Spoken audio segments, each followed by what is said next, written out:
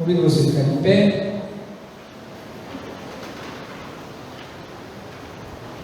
E tantos que aqui estão, como os de casa, abrirem as Bíblias no livro, aliás, no Evangelho de Cristo Jesus, conforme relatou Lucas, no capítulo 11. O Evangelho de Jesus, conforme escreveu Lucas, capítulo 11. Nós estamos meditando sobre as parábolas de Jesus. E essa já é a nossa 28ª reflexão nesses textos. Os irmãos que porventura perderam alguma das mensagens, lá no YouTube, no canal do YouTube, tem todas elas, e também no Instagram. Então acesse lá o Instagram ou o YouTube e você pode rever as mensagens ou vê-las, caso você não tenha visto. Muito bem. O Evangelho de Lucas, capítulo 11, diz assim: Jesus estava orando em certo lugar, e quando terminou, um dos seus discípulos lhe pediu: Senhor, ensine-nos a orar, como também João ensinou os discípulos dele. Então Jesus disse: quando vocês orarem, digam: Pai, santificado seja o teu nome, venha o teu reino, o pão nosso de cada dia dá-nos diariamente, e perdoa-nos os nossos pecados, pois também nós perdoamos a todo o que nos deve, e não nos deixes cair em tentação. A parábola do amigo que incomoda agora. Jesus disse ainda: se um de vocês tiver um amigo e for procurá-lo à meia-noite, dizendo: amigo, me empreste 3 pães, porque outro amigo meu chegou de viagem e não tenho nada para lhe oferecer. E se o outro lhe responder lá de dentro: deixe-me em paz, a porta já está fechada, e eu e os meus filhos já estamos deitados, não posso me levantar para lhe dar os pães. Digo a vocês que se ele não se levantar para dar esses pães, por ser seu amigo, ele o fará por causa do incômodo, e lhe dará tudo de que tiver necessidade. Por isso digo a vocês: peçam e lhes será dado, busquem e acharão, batam e a porta será aberta para vocês. Pois todo o que pede recebe, o que busca encontra, e a quem bate a porta será aberta. Quem de vocês, sendo pai, daria uma cobra ao filho que lhe pede um peixe? Ou daria escorpião ao filho que lhe pede um ovo? Ora, se vocês que são maus sabem dar coisas boas aos seus filhos, quanto mais o Pai Celeste dará o Espírito Santo aos que lhe pedirem. Senhor, mais uma vez, Pai, nos apresentamos diante de Ti. Estamos diante da Tua palavra e precisamos, ó Deus, da Tua graça, da Tua misericórdia. Não merecemos sequer estar aqui, mas temos um Salvador que morreu na cruz por nós, e por causa dos méritos dele aqui estamos, por causa do sangue derramado na cruz e da justificação que recebemos em Cristo, nos aproximamos do Senhor, e com confiança, mas com confiança reverente, não com falta de temor, não com falta de reverência, mas com confiança nos aproximamos de Ti e clamamos agora pela Tua graça, pela Tua misericórdia. Senhor, fala conosco. Não leve em conta agora, Senhor, as nossas imperfeições, nem os nossos pecados, nem a nossa indignidade, mas tem misericórdia de nós. É a nossa oração em nome de Jesus. Amém. Sentados. Muito bem, estávamos há pouco falando sobre oração. Nós cremos que Deus faz milagres, e Deus pode fazer milagres da maneira que Ele quiser. Deus não precisa de absolutamente nada que venha do homem para realizar o que Ele quer realizar ou fazer o que Ele quer fazer. Mas nós aprendemos pela palavra de Deus que Ele decidiu agir na nossa vida por meio das nossas orações. Não é que Deus necessite disso, mas foi a maneira como Ele decidiu trabalhar. E Ele é soberano, e Ele é o Rei do universo, e Ele pode fazer todas as coisas como quiser e da maneira que quiser, mas decidiu trabalhar na nossa vida por meio da oração, porque a oração é relacionamento. A oração é a ferramenta que nós temos para nos relacionar com Deus, para falarmos com Ele e também ouvirmos a sua voz, para termos o nosso coração, o nosso caráter trabalhado, para que desenvolvamos uma sensibilidade espiritual que nos permita ter não só um relacionamento, mas uma amizade com Deus. A oração é muito importante. A oração ela está presente em praticamente todos os livros da Escritura. Até no livro onde não fala literalmente o nome de Deus, no livro de Esther, fala de oração.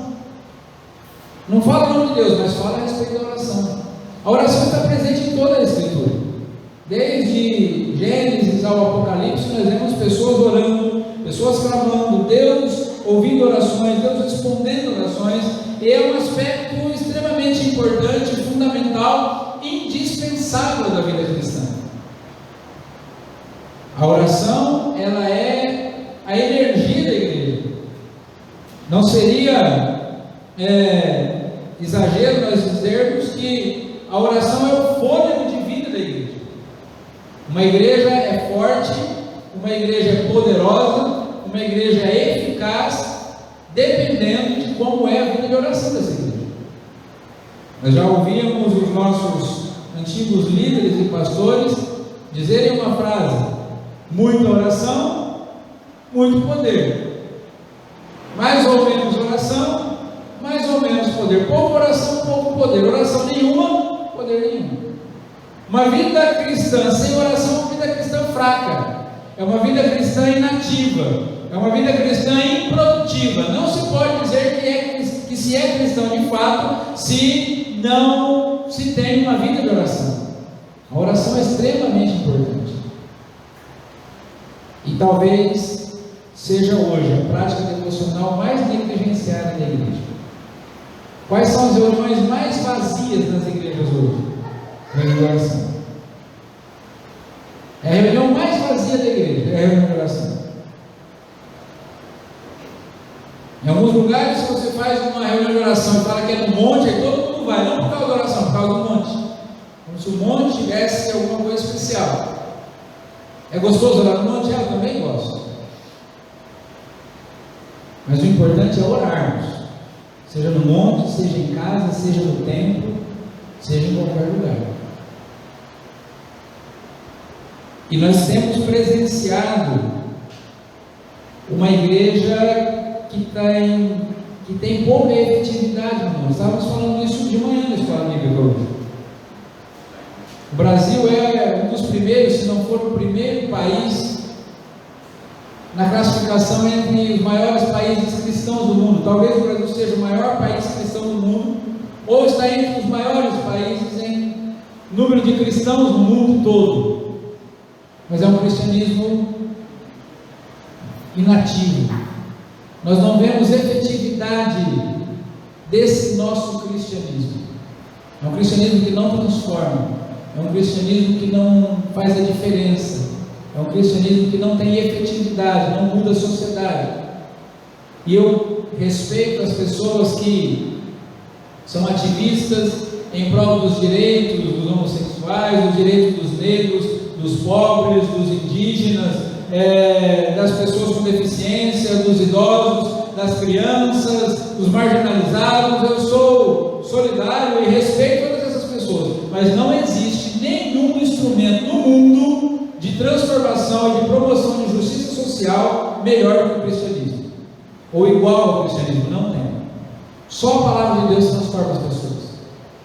Se o nosso cristianismo fosse efetivo no país, se as pessoas no nosso país que dizem ser cristãs fossem cristãs de fato, nós tínhamos muito menos pobreza, muito menos corrupção, muito menos injustiça social, muito menos órfãos sofrendo, crianças abandonadas, muito menos violência, porque só o Evangelho é capaz de transformar uma sociedade.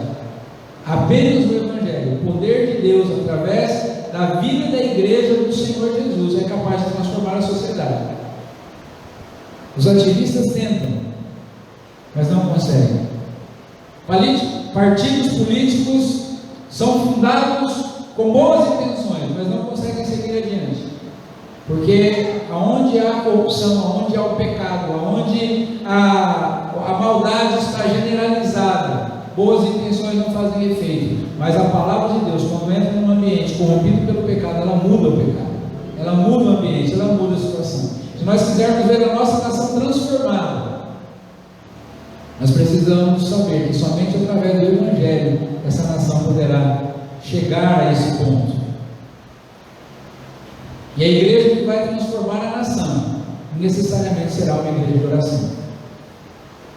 Se nós olharmos para a história dos grandes avivamentos, na Escócia, na Inglaterra, no país de Gales, na Holanda, nós vamos ver que esses avivamentos todos começaram com uma vida de intensa oração. Mais recentemente na Coreia do Sul. Só uma igreja que ora poderá ser uma igreja que faz a diferença na sua geração. Só uma família que ora poderá ser uma família abençoada. Só um cristão que ora poderá ser sal da terra e luz do mundo. A oração é fundamental, a oração é importante, a oração é indispensável. As nossas reuniões de oração deveriam estar lotadas. Nós deveríamos ter culto de oração todos os dias. Deveríamos ter momentos de nos reunirmos para orar todos os dias, como aconteceu na Escócia, por exemplo, em que no momento, enquanto estava acontecendo um grande avivamento na Escócia, todos os dias o comércio fechava as portas, as fábricas fechavam para ter um momento de oração, porque as pessoas tinham a oração como algo importante e indispensável para as suas vidas. Mas nós levantamos, nós trabalhamos, nós ganhamos dinheiro, nós corremos atrás da nossa vida, corremos atrás dos nossos interesses, das nossas necessidades, quando deveríamos estar de joelhos, colocando as nossas necessidades no altar do Senhor em oração. E o maior exemplo que nós temos de pessoas que oravam é o próprio Senhor Jesus, o Deus encarnado, a palavra de Deus no mundo, andando entre os homens, tinha uma rotina e uma prática de oração. E os discípulos de Jesus viram Jesus orando.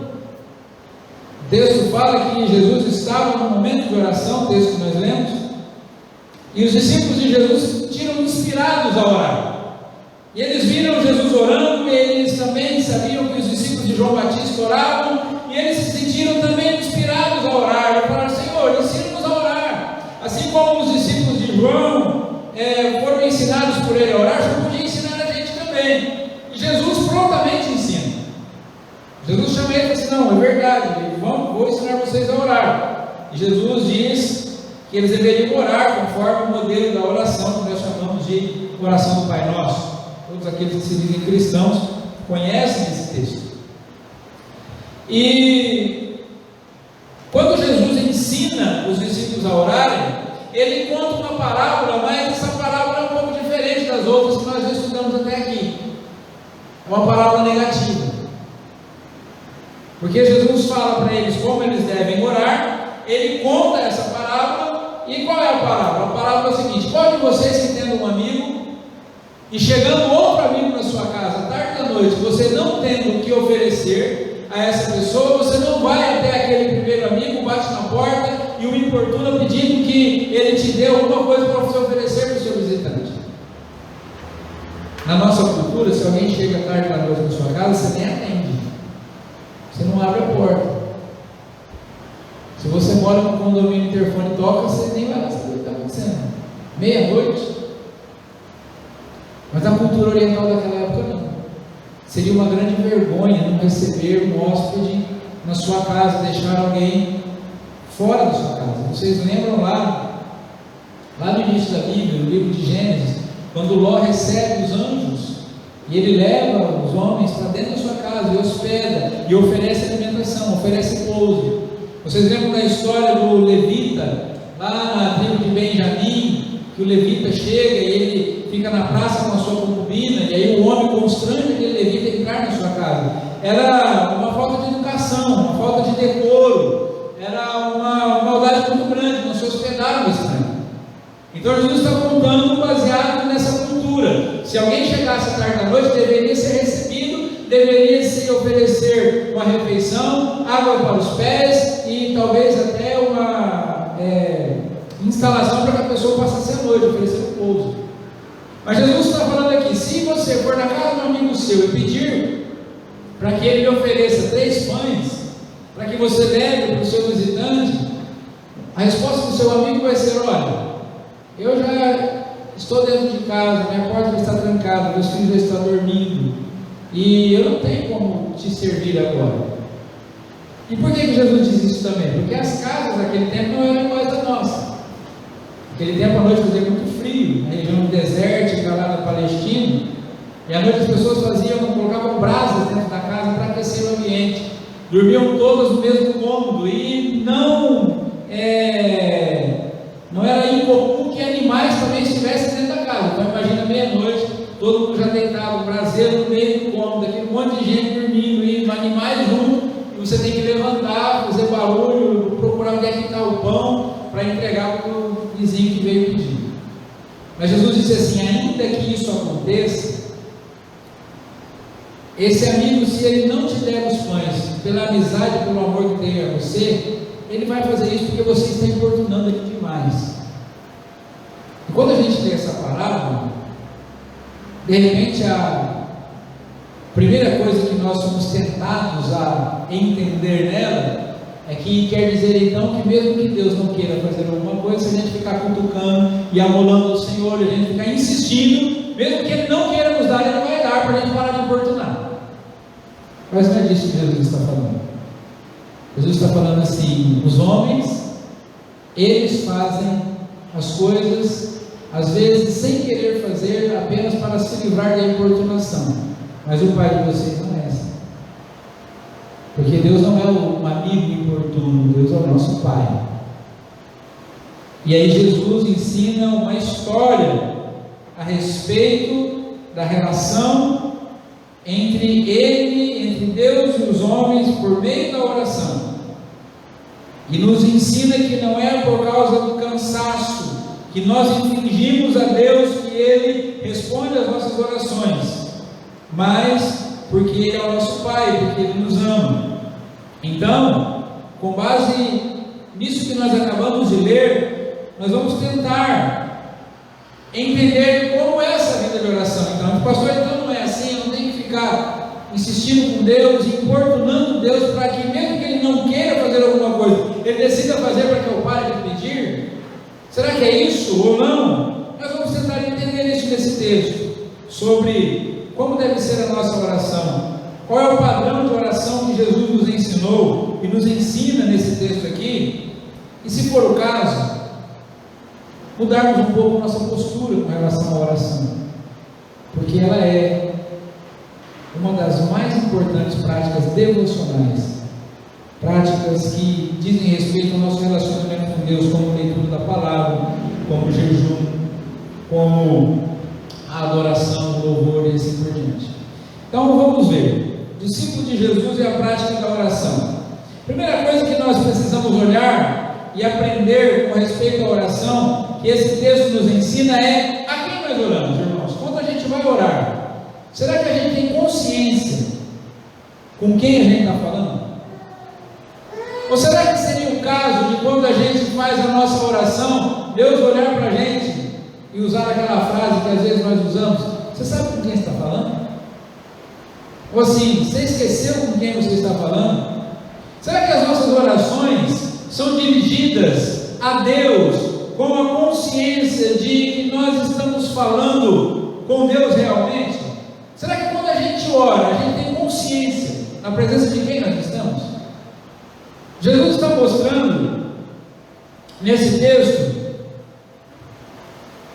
sobre quem é a pessoa a qual nós dirigimos as nossas orações. Primeiro, nós oramos a Deus que é o nosso Pai.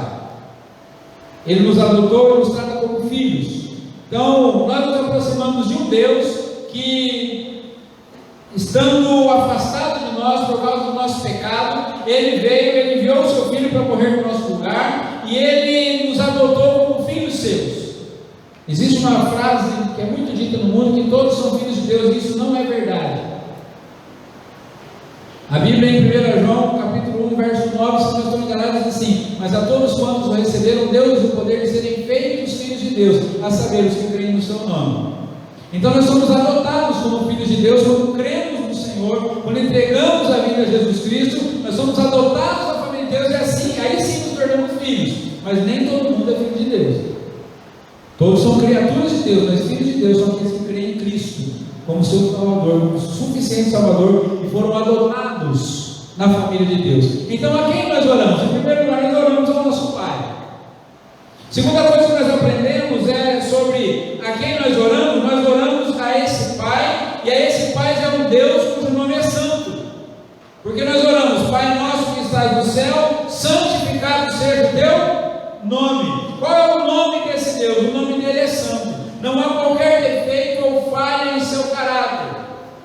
Nós oramos a um Deus que não tem falha de caráter, que não tem carência, um Deus que não tem distúrbios emocionais, um Deus que não é bipolar, que não é depressivo, que não é ansioso. É um Deus que é perfeito, e o nome dele é santo. Não é injusto, não é tendencioso.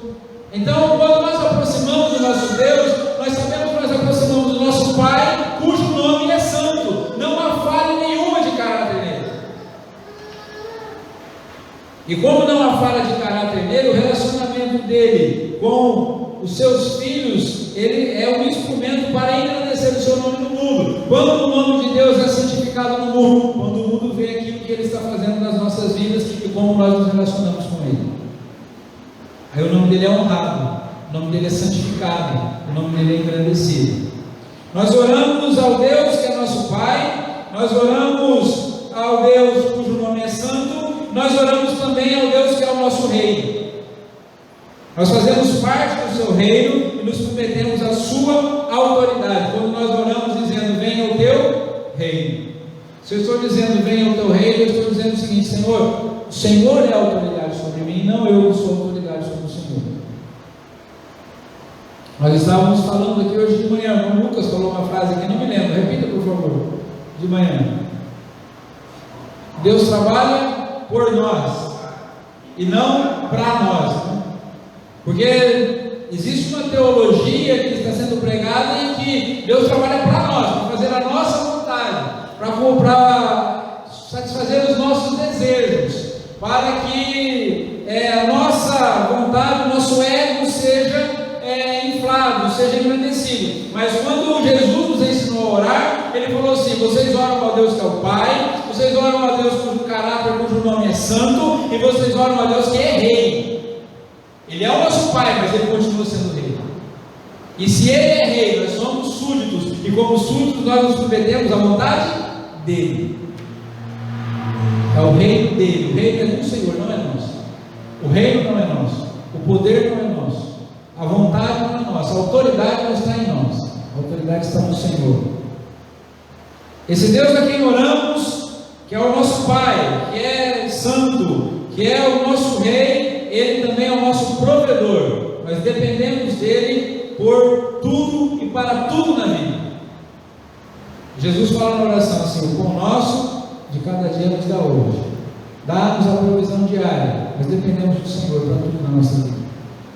Então, quando nós oramos, nós temos que saber que estamos orando ao Deus que é o nosso Pai, ao Deus que é santo, ao Deus que é Rei e ao Deus que provê todas as coisas para a nossa vida.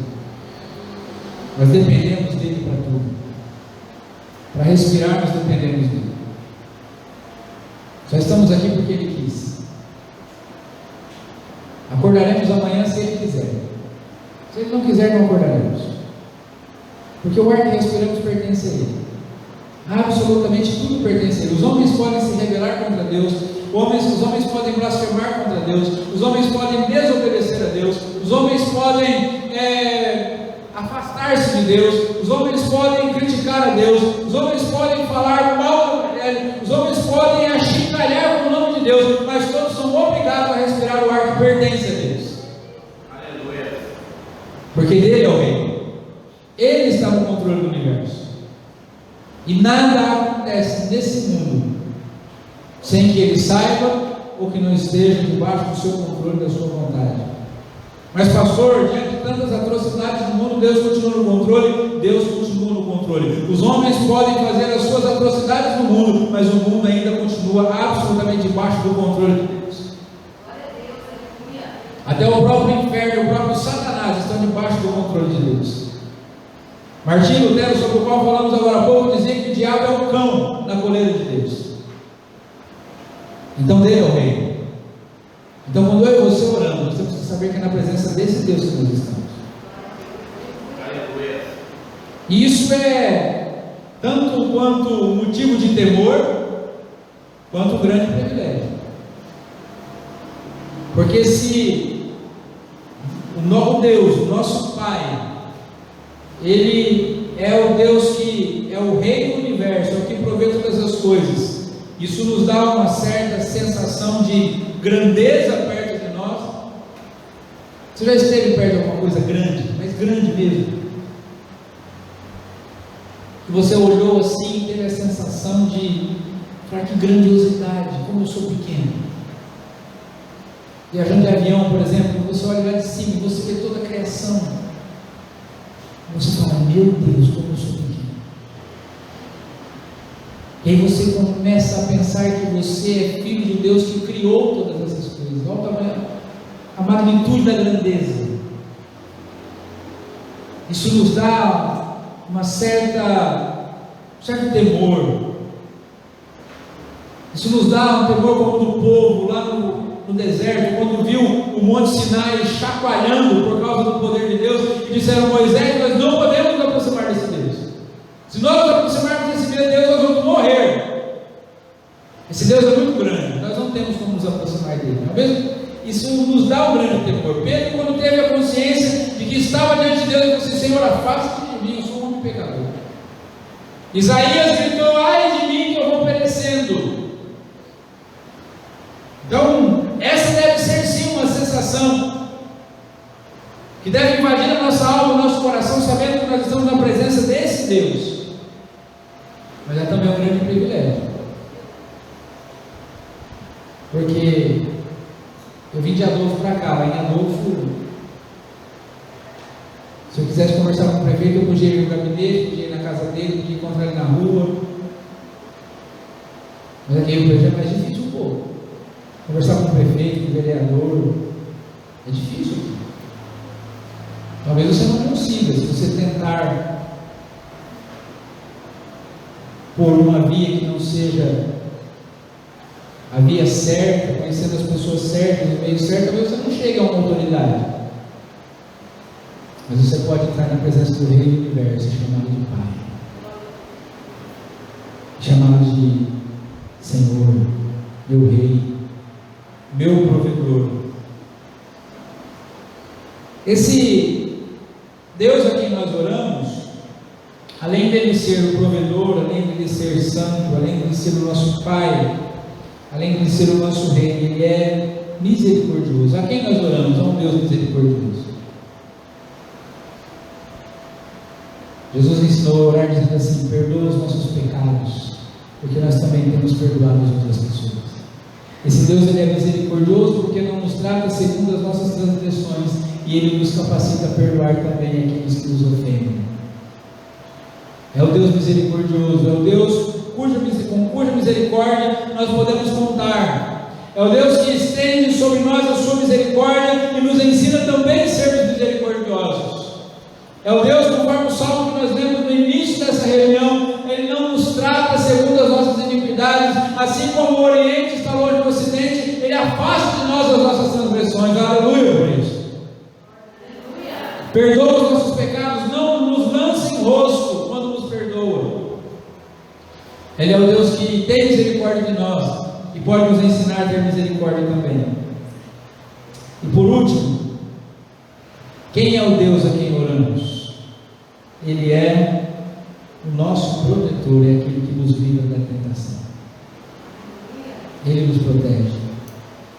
A palavra do Senhor diz que jamais nos sobreveio tentação que não fosse humana, e que Deus não nos deixa tentar além da capacidade que nós temos de resistir. Antes, com a tentação, Ele nos dá a condição para vencermos a tentação. E eu e você, quando buscamos a proteção de Deus contra a tentação, contra o mal, Ele nos dá o livramento. Ele não nos deixa cair em tentação, Ele livra-nos do mal, ou do maligno, como dizem algumas traduções. Ele é o nosso protetor. Irmãos, a quem nós temos orado? Quando você ora, quando eu oro, a quem nós oramos? É esse Deus que nos adotou como filhos, cujo nome é santo, Deus misericordioso, o Rei do Universo, o que provê todas as nossas necessidades, é o Deus que nos guarda, que nos livra em todos os momentos da nossa vida. É esse Deus que nós estamos orando? Ou a gente ora a um ser que está num lugar remoto do universo, que a gente não conhece, a gente não sabe quem é, que a gente não tem noção de como é o seu caráter? Será que a gente ora como quem joga na loteria, esperando a sua vez de ser atendido, de ser contemplado? Ou será que nós oramos com a certeza de que a nossa oração está direcionada a um Deus que vive dentro de nós, que nos ama, que nos abençoa, que cuida de nós e nos protege? Amém? Segundo aspecto, Jesus nos ensina a respeito da oração, não é só sobre a quem nós oramos, mas como nós oramos. Como é a nossa oração? Essa oração que nós dirigimos, e tomara que seja ao Deus que é revelado por Jesus aqui nesse texto, como é essa oração que nós fazemos? Jesus ensina que essa oração, ela deve ser feita, em primeiro lugar, reverentemente. Porque agora vocês vão notar que nós já pulamos a parábola, porque nós não vamos falar muito sobre a parábola, porque a parábola em si tem uma conotação negativa.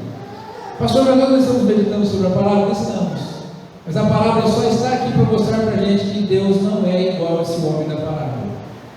Como é esse Deus? Ele é o Deus que ouve as nossas orações. Quem é esse Deus? Como devem ser essas orações? Como nós oramos? Em primeiro lugar, oramos reverentemente. Na oração nós pedimos, ao invés de exigir. Então Jesus fala assim: por isso eu vos digo, peçam. Jesus não fala exijam, determinem, que mais? Decretem, e seja lá o que for que as pessoas costumam fazer quando oram ao Senhor. Mas a oração, em primeiro lugar, ela precisa ser reverente. Nós precisamos saber que é com Deus que nós estamos falando. E como já disse o escritor, Deus não é um de nós, Ele não é nem o melhor de nós, Ele é Senhor. Você pode orar do jeito que você quiser para Deus. Para Deus você pode orar em pé, assentado, andando, deitado. Você pode orar para Deus, a sua oração pode ser como for, mas para mim e para você é bom que seja distribuído. Porque quando eu vou orar, eu preciso saber que na presença de Deus que eu estou, e na presença de Deus eu tenho que entrar com reverência. Eu não posso me dar ao luxo de tratar Deus como um qualquer. Jesus está ensinando aqui: vocês querem que a oração de vocês seja eficaz? Orem reverentemente. Peçam, sejam reverentes, sejam educados, sejam sinceros, porém sejam humildes na presença do Senhor. A oração ela precisa ser reverente, amém? Quem ora, ora com reverência. Quem ora, ora sabendo que é na presença de Deus que está. Pessoas que estão há muito tempo na fé tendem a perder a reverência no coração. Pessoas que passam muito tempo na fé cristã, na igreja, têm uma certa tendência a perder a reverência. Começa a se familiarizar com a fé. Então, enquanto está orando, brincando, fazendo piada, enquanto no momento de oração está acontecendo, está olhando outra coisa, está olhando os defeitos da oração de quem está orando, porque nós esquecemos que nós estamos na presença do Senhor, e na presença do Senhor a gente se comporta com reverência. E isso é tão sério, irmãos, tão sério. Você lembra do pecado de Uzá? Lembra quem foi Uzá? A arca ficou 20 anos na casa de Uzá, na casa de Abinadab, que tinha 2 filhos, Uzá e Aiô. 20 anos a arca ficou lá, e Uzá acostumou com a arca. Quando Davi quis trazer a arca, eles falaram: como nós vamos levar essa arca? Ela chegou na casa de Abinadab com carroção, vamos levar com carroção também. Não procuramos saber qual era a maneira correta de reverentemente levar a arca do Senhor de volta para a cidade de Davi, para a terra de Israel. Então coloca uma arca numa carroça. Os bois tropeçam e Uzá vai tentar ajudar e segurar a arca. E Deus fulmina Uzá imediatamente.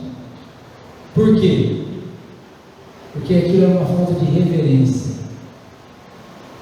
E na presença de Deus, a gente se comporta reverentemente. E na oração, nós nos comportamos reverentemente. E quando a gente tem alguma necessidade, a gente pede a Deus. A gente clama a Deus. E Jesus falou assim: peça. Então a oração, em primeiro lugar, ela é reverente. Segundo, como nós oramos? Oramos diligentemente.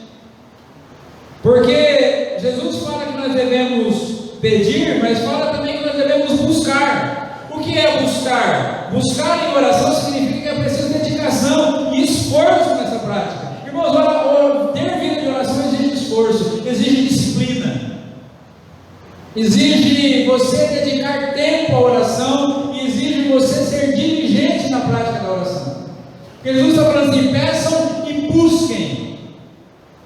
É preciso separar tempo para a oração, é preciso ter espaço na agenda para a oração. A oração precisa ser importante para nós. A oração não é só uma palavra mágica que você fala e as coisas acontecem. É preciso que você tenha uma vida de oração. Pessoas que fizeram coisas extraordinárias no reino de Deus, pessoas que tinham vida de oração. Não eram pessoas que oravam esporadicamente, periodicamente. John Wesley fez maravilhas, grande avivalista, levou milhares de pessoas a Cristo. Mas o lugar onde John Wesley ajoelhava para orar no seu quarto, o chão gastou. Tem a marca dos joelhos de John Wesley no chão até hoje. É preciso ser diligente na oração. Você faz o seu trabalho bem feito no teu serviço?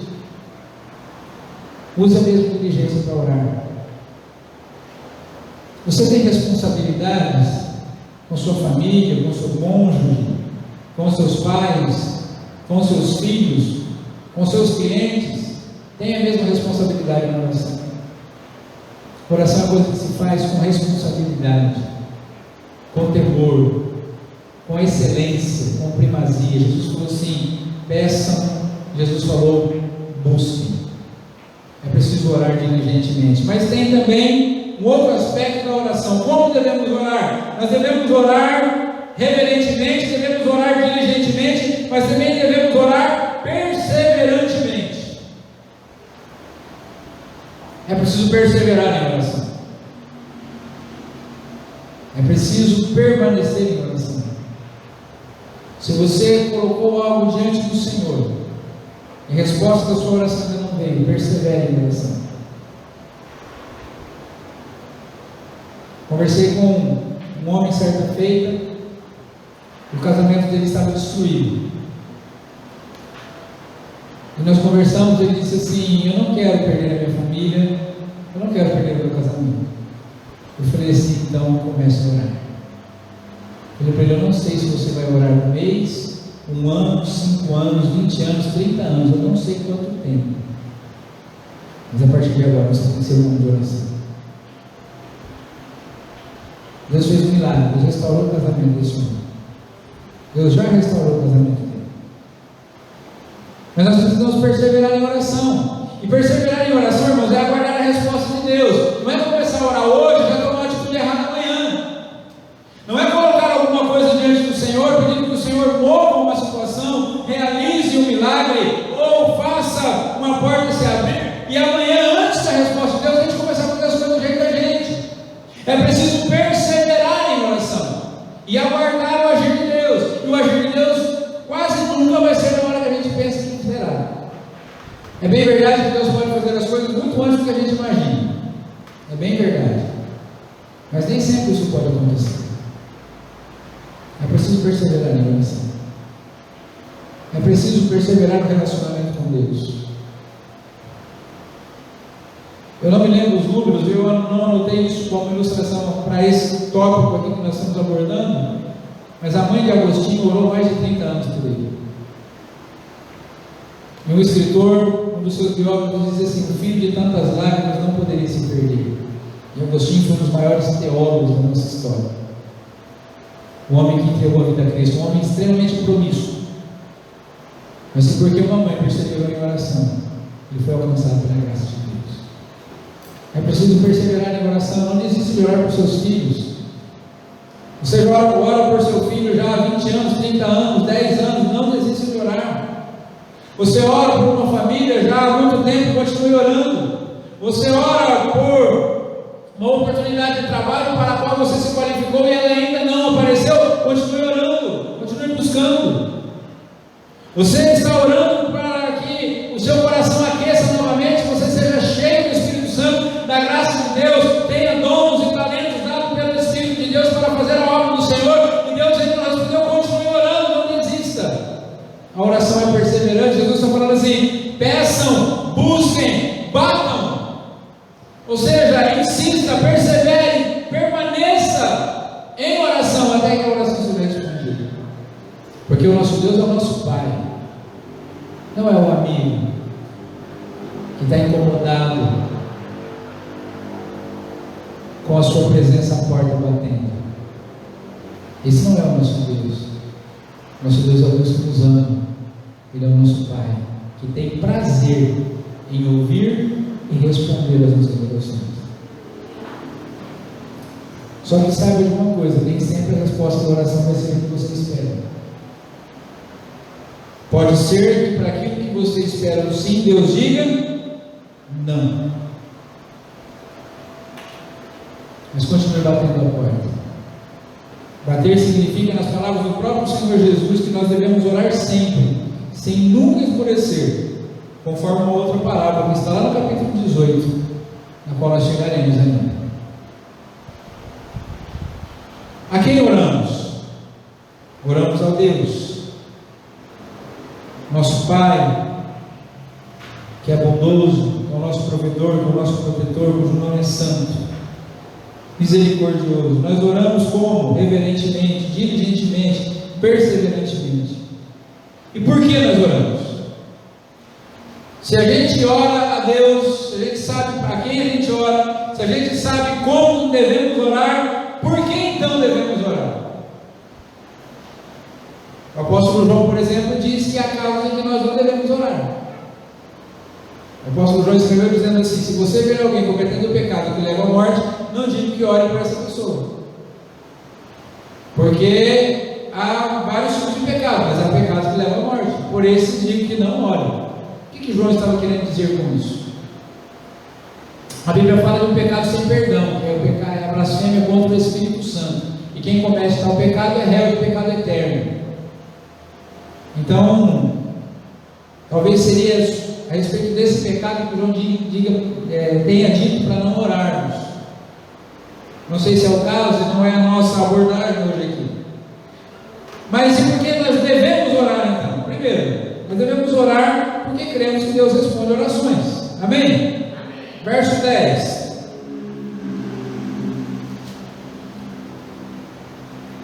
Todo que pede recebe.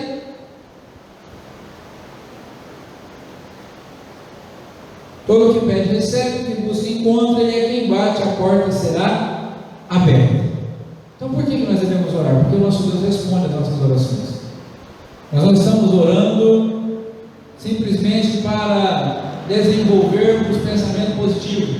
Nós não estamos orando simplesmente para que o universo conspire a nosso favor, como ensina lá o livro O Segredo.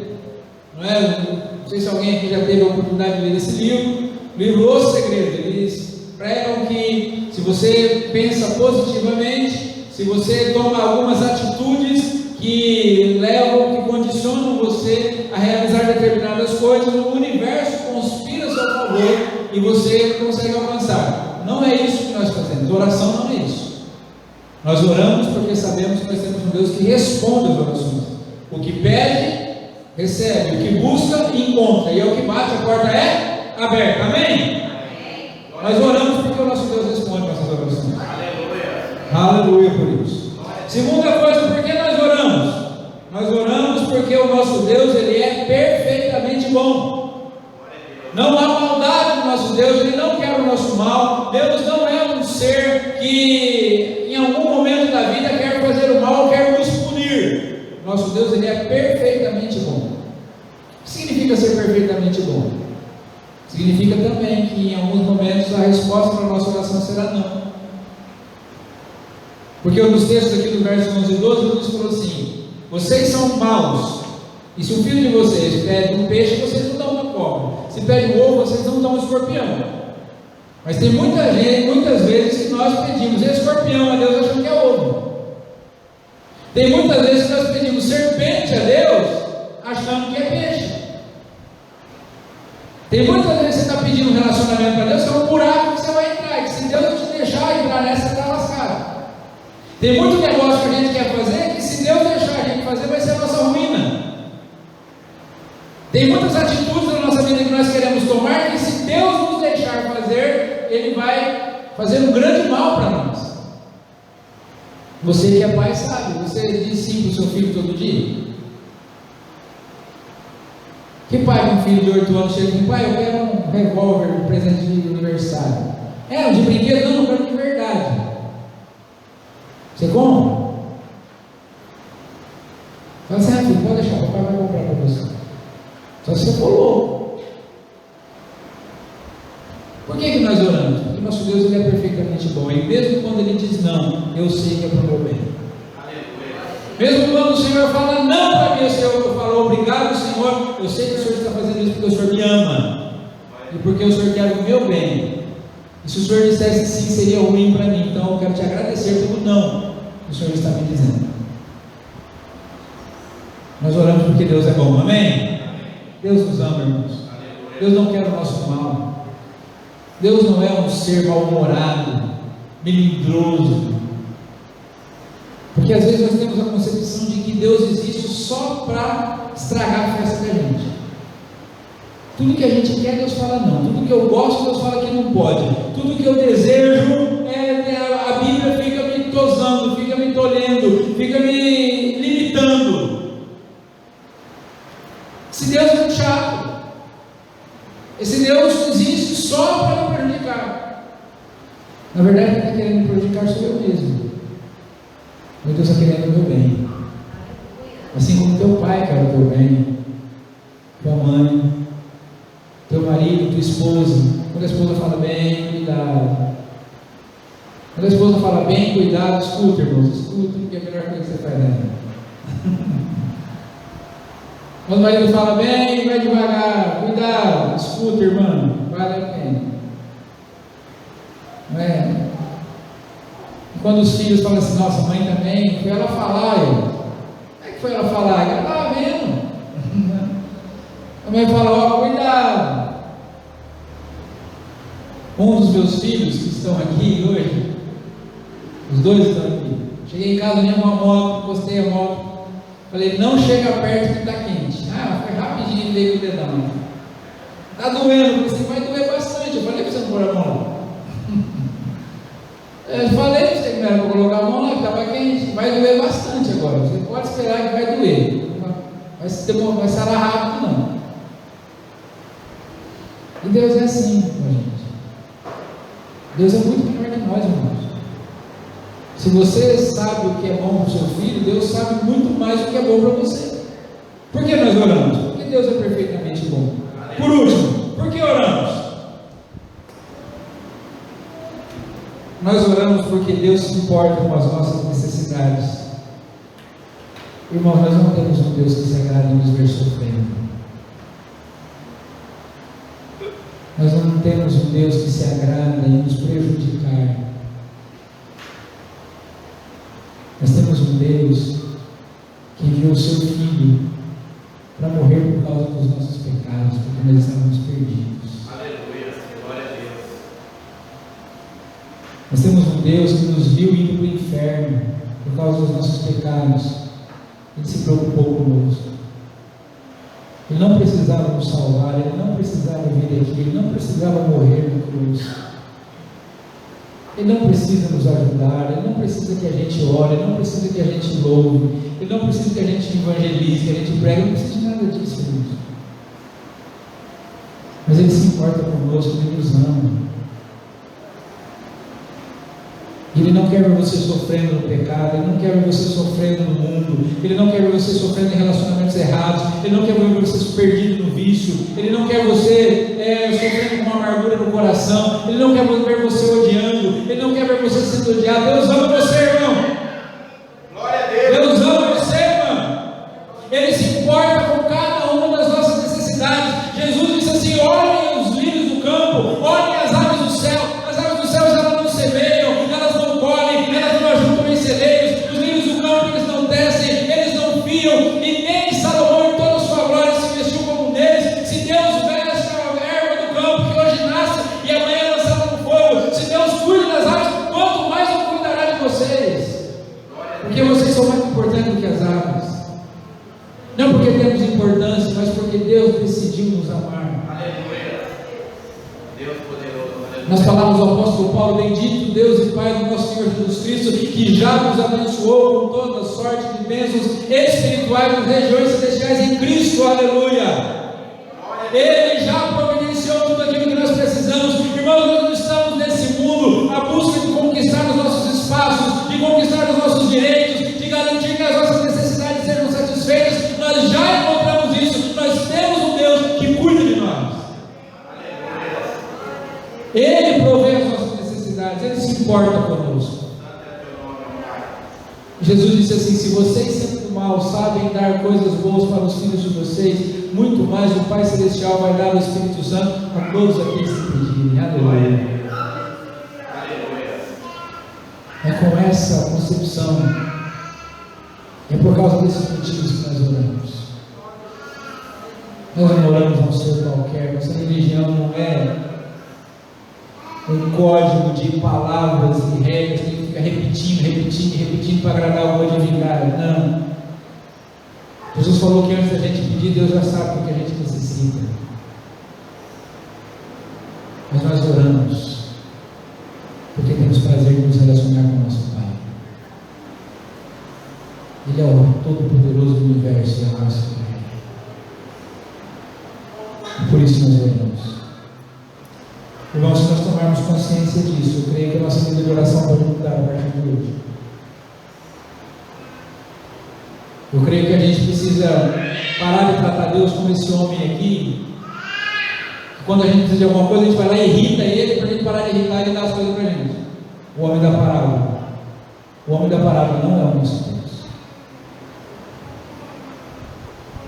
E a nossa vida de oração não tem que ser diferente dessa postura aqui. Se nós quisermos ser cristãos de verdade, se nós quisermos uma igreja forte de verdade, precisamos levar a sério o aspecto da oração.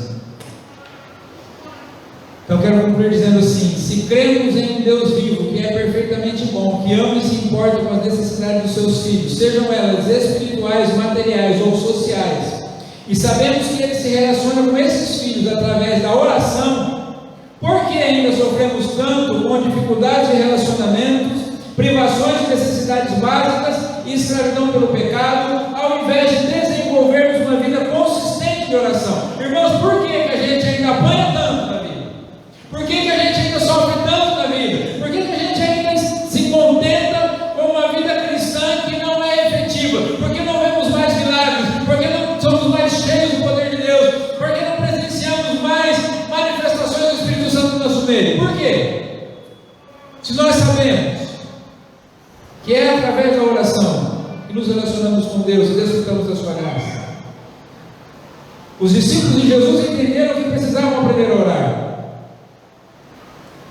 E que o Espírito Santo nos convença disso hoje também, irmãos. Que nós precisamos orar mais. E orar melhor. Precisamos orar mais. E precisamos orar melhor.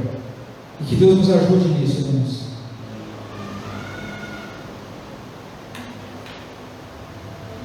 Que tudo isso que falamos aqui hoje não fique só na teoria, mas que saiamos da teoria para a prática, para desfrutar dos tesouros que Deus tem reservado para aqueles que buscam a Ele em oração. Irmãos, Ele é o dono do universo. Ele tem tesouros inesgotáveis à disposição dos seus filhos.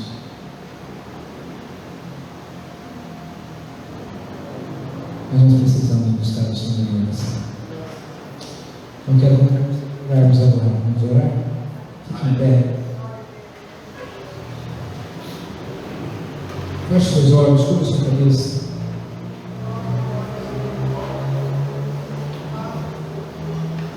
Em fervente oração, vem o teu coração na presença de Deus derramar, mas não pode excluir o que estás a pedir, sem que tudo abandones no altar. Quando tudo perante o Senhor estiver e todo o teu ser Ele controlar,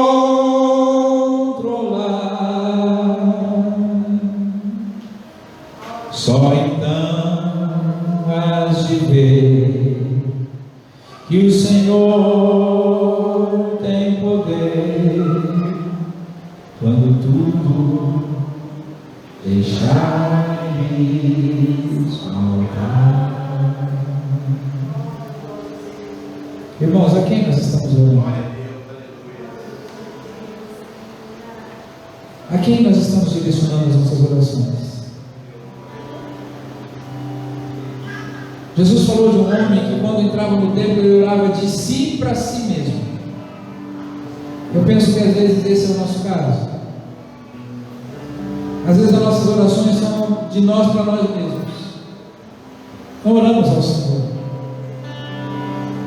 porque não temos a consciência de quem é o Deus a quem nós oramos. Irmãos, como nós temos orado? Como temos feito, como temos organizado nossa vida de oração? Por que oramos, irmãos? Qual o motivo das nossas orações? O que nos leva a orar? Senhor, tem misericórdia de nós. Pai, nós temos orado muito pouco e orado mal. Senhor, nós temos sido negligentes com a nossa vida de oração. Temos tratado a oração de qualquer forma. O Senhor tem misericórdia de nós.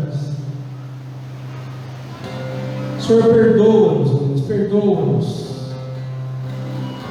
por orarmos tão pouco, por orarmos tão mal.